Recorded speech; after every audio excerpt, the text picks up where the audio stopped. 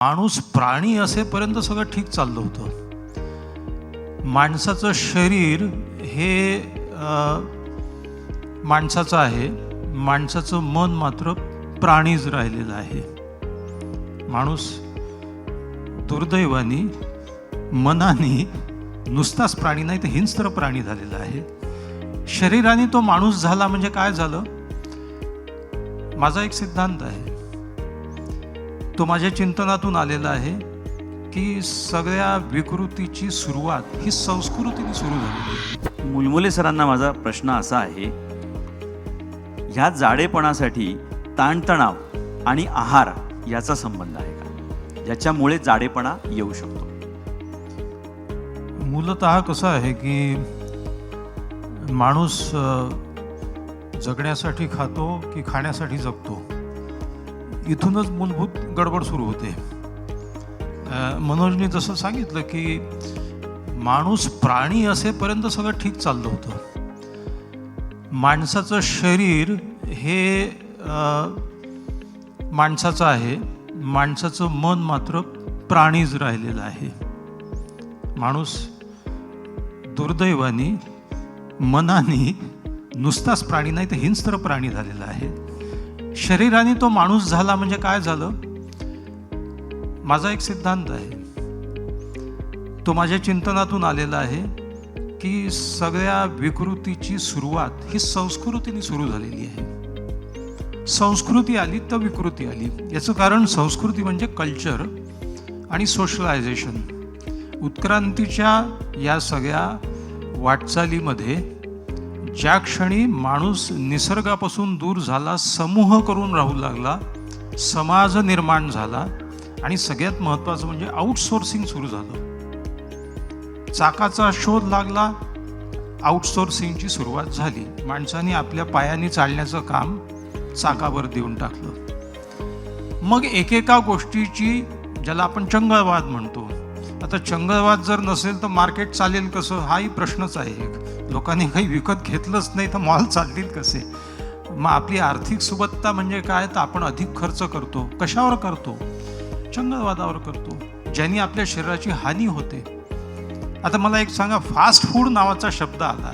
माझ्या लहानपणी त्यात फास्ट फूड नव्हतं. शिळ्या पोळीचे कुटके करून सकाळी खायचे, शिळा भात फोडणीचा छान करून खायचा. Fast food. निसर्गामध्ये फास्ट अँड स्लो काही नाही आहे. फास्ट डायजेशन आला का हो? नाही. म्हणजे अंबानी असो, अडाणी असो, त्याचंही पोटाला डायजेशनला तितकाच वेळ लागतो जो आम्हाला लागतो, तुम्हाला लागतो, गरिबांना लागतो. तुम्ही फूड फास्ट कराल पण डायजेशन कसं फास्ट कराल? तुम्ही चालणं फिरणं बंद कराल, मग त्याचा परिणाम तुमच्या शरीरावर होतच जाणार आहे. तेव्हा ज्या क्षणी माणूस निसर्गापासून तुटला, आउटसोर्सिंग सुरू झालं. बरं, दोन गोष्टीचं आउटसोर्सिंग जगात होऊ शकत नाही. जगामध्ये शरीर कर्माचं आउटसोर्सिंग होईल, शरीर धर्माचं आउटसोर्सिंग होऊ शकत नाही. टॉयलेटला जायला सेक्रेटरी नाही ठेवता येणार, किंवा वजन कमी करायला नाही तर मग अब्जोधीश जे आहेत उद्योगपती, त्यांची मुलं 150 किलोचे दिसले नसते. एक गोळी आली ना मायामध्ये, हा, अशी काहीतरी गोळी आली आहे मार्केटमध्ये. गोळी म्हणजे त्यांनी खाल्ली तर आपलं वजन कमी होईल. वजन कमी करणं. गोळी तुम्हाला खावं लागेल ना. व्यायामाची गोळी नाही आहे, नाही तर मग सगळं काम सुटसुटीत झालं असतं. शरीर धर्म तुमचे तुम्हालाच करावं लागतात. Emotions and exercise can not be outsourced. तुमचं दुःख तुम्हाला सहन करावं लागतं, तुमचा आनंद तुम्हाला मिळतो. तसं व्यायाम तुमचा तुम्हाला करावा लागतो. जाडेपणाचा थेट संबंध किंवा वजन वाढीचा थेट संबंध या बदलत्या जीवनशैलीशी आहे, जी जीवनशैली माणसाने आपल्या मनाने अंगीकारलेली आहे. आणि आपलं जे सामाजिक स्थान आहे ते आपण किती ऐशारामात राहतो याच्यावर अवलंबून आहे. त्याच्यामुळे माझ्याकडे मोटार आहे, माझ्याकडे फ्रीज आहे, माझ्याकडे AC आहे, TV आहे, जे काही आहे ते, ह्याच्यावरती तुमचा सामाजिक स्तर ठरायला लागला, तुमचं कर्तृत्व ठरायला लागलं, तर मग शेवटी तेच होणार आहे. लहानपणी आम्ही सायकल चालवायचो, सायकल सुटली. आता मोठेपणाने म्हणजे आता आजकाल जो सायकल चालवतो तो श्रीमंत समजण्यात, कारण का सायकल चालवावं लागते वजन कमी करण्यासाठी. हा सगळा चक्र आहे जे पुन्हा तिथे येऊन थांबलेलं आहे.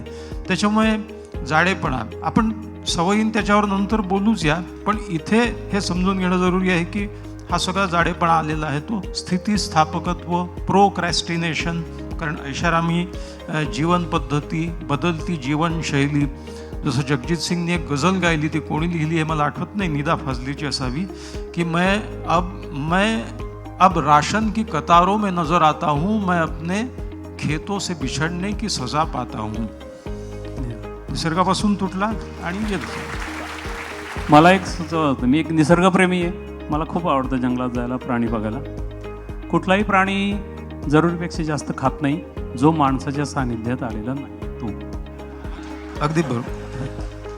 हे म्हणजे पक्षी पण बघा, हो, प्राणीही बघा, जेवढं हवं तेवढंच खातात, बाकीचं सोडून देतात.